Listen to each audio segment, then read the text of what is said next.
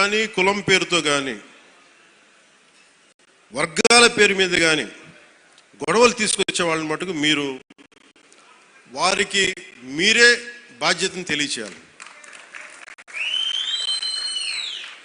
ఎందుకంటే నేను మీకు ఇందాక చెప్పినట్టుగా ఒకటి విడగొట్టేయడం చాలా చాలా తేలిక మనుషుల్ని.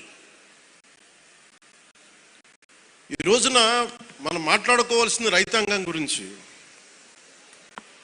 గౌరవ మంత్రివర్యులు civil supplies minister Nadella Manohar గారు ఆధ్వర్యంలో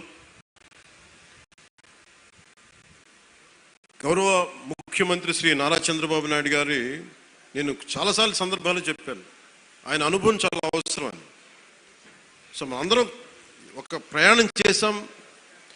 అలా చేయబట్టే ఈ రోజున సివిల్ సప్లైస్ ద్వారా 7 లక్షల మంది రైతుల నుంచి 40 లక్షల మెట్రిక్ టన్నుల ధాన్యం సేకరించిన ధాన్యానికి సరిగ్గా 24 గంటల లోపే 9,300 కోట్ల రూపాయలని చెల్లించడం జరిగింది.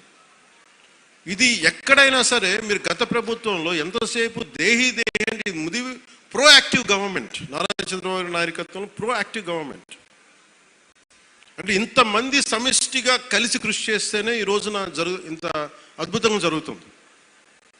మీరు గత ప్రభుత్వాన్ని గురించి వాళ్ళు ఏం చేసినా సరే వాళ్ళు తెలిసింది ఒకటే, బూతులు తిట్టడం, ఇందాక నారాయణ గారు చెప్పినట్టు కేసులు పెట్టడం, ప్రజలకి మనశ్శాంతి లేకుండా చేయడం. మళ్ళీ అదే పాత పద్ధతి మొదలుపెట్టారు.